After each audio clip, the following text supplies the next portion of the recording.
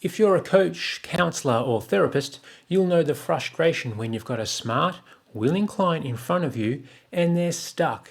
They understand the insight and how you can help, and they genuinely want change. But the next session rolls around and nothing's changed. It's frustrating for both you and the client.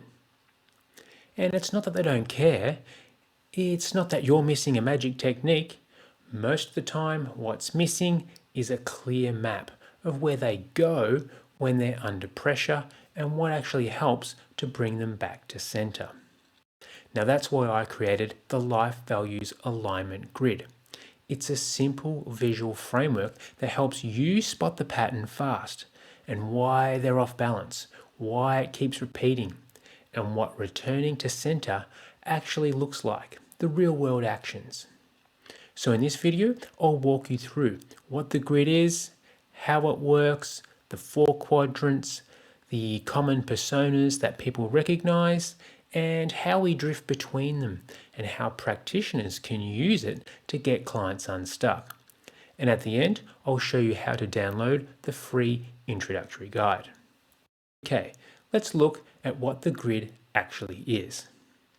So at its core, the Life Values Alignment Grid maps 2 forces. We've got values clarity and personal responsibility. Now when these two are working together, we're centered. When one drops or becomes disordered, we drift into these predictable patterns.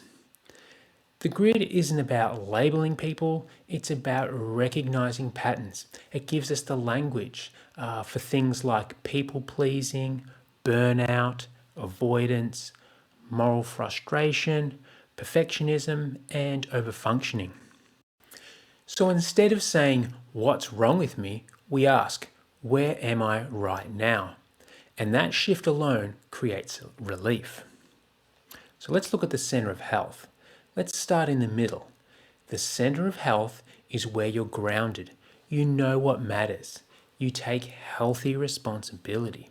You're flexible, you're authentic. You act from values, not fear. You're not perfect, you're just aligned. And in this state, you can say no without guilt. You can act without aggression. You can rest without shame. You can lead without controlling, and this is where clarity lives. But life pulls us out of center. Stress, conflict, life pressures, disappointment, and fear. And that's where the quadrants come in. So let's look at the first one, the chameleon. The chameleon is high responsibility but low values clarity. You're doing a lot, but you've lost yourself. You adapt to keep the peace. You say yes when you really mean no. You absorb other people's emotions, and outwardly, you look capable, but internally you feel unclear. So a really common example is the over-accommodating health client. They're kind, they're eager, they say yes to the meal plan and the program. They do the check-ins, but they don't really advocate for what they need. They might overpromise and then quietly drift because they're overwhelmed and don't want to disappoint anyone. So a health coach might think it's a consistency issue, but often it's values misalignment and a fear of disapproval. Or think of the overwhelmed parent who never sets boundaries, or the employee who can't say no to extra work. The cost? It's resentment, fatigue, and identity confusion. And returning to center requires clarity, reconnecting to your own values, setting one boundary, and taking one honest action. Let's take a look at the deflector. The deflector is low responsibility and unclear values. Energy drops and you check out. There's avoidance, procrastination. You might be thinking, what's the point? This can look like laziness from the outside, but underneath is usually overwhelm or disappointment. Take this example. Someone who genuinely wants better health, but they're checked out. Low energy, low belief.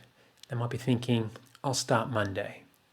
They avoid tracking their meals, they avoid planning, they avoid looking at the truth. A fitness coach might think it's a motivation problem, but often it's disconnection from meaning. They've lost their why. Or in career coaching, for example, it might be the person who keeps saying they'll apply for a better job, but they never do. And so returning to centre requires small, values-based actions, just simple steps in alignment with their values. Let's now take a look at the rigid idealist. The rigid idealist is rigid values with low responsibility.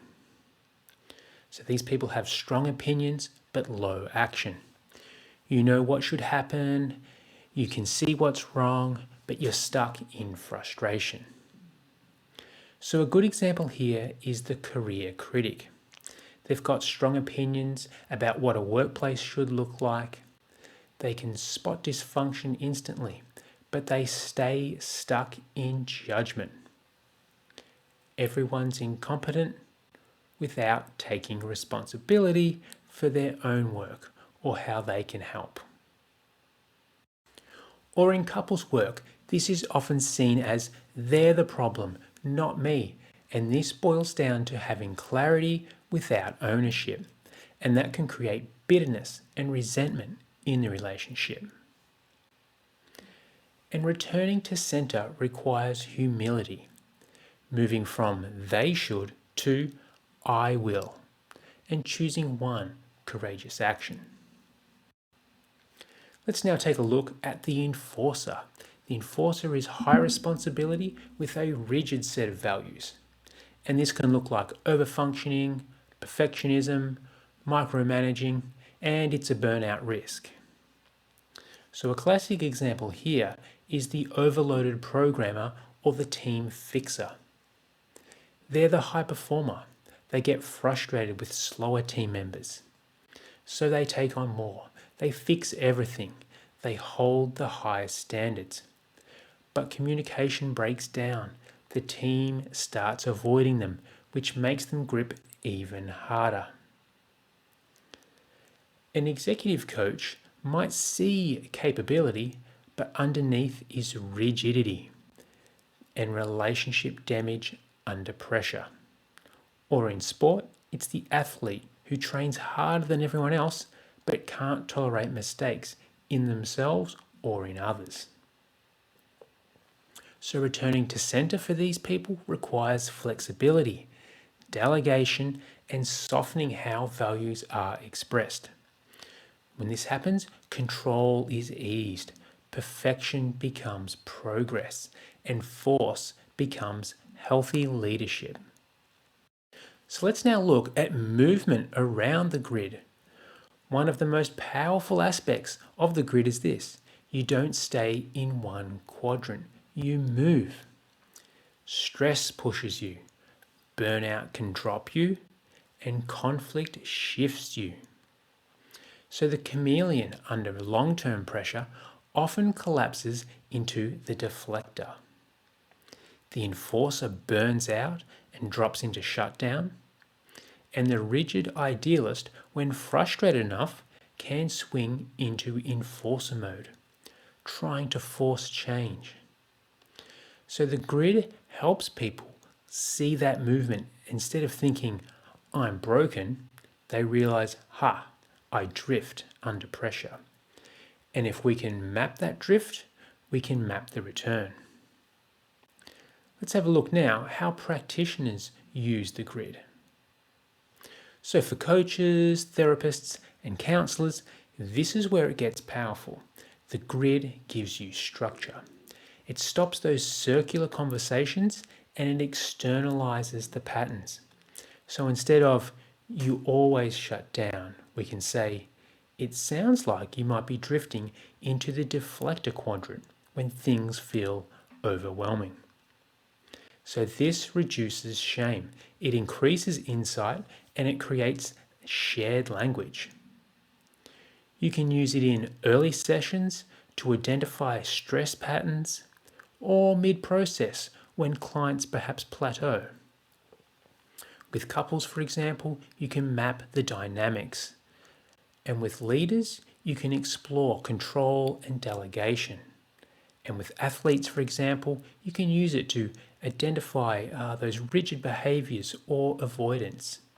And with health clients, you can reconnect to their intrinsic motivations. And when you combine it with value selection from the Life Values deck, you move from insight into action. So it's really powerful. Now, once someone sees their quadrant, the question becomes, what values would return me to center? And that's where transformation happens. So who this helps? This framework is especially helpful for individuals at a crossroads, professionals feeling burnt out, couples stuck in patterns, leaders overfunctioning, or clients who say, I don't know why I keep doing this. It's simple enough to grasp in under 10 minutes, but deep enough to guide months and months of growth. So here's what you can do. If this resonates with you, I've created a free Life Values Alignment Grid introductory guide. It's short, practical, and visual. So you can use it for yourself or in session with clients. It's really flexible. Just visit the webpage in the link below, enter your name and email, and I'll send it straight to your inbox. It's designed to give clarity fast. And if you're a practitioner, it's also your first step into the wider Life Values Method framework. So click the link below and I'll see you inside.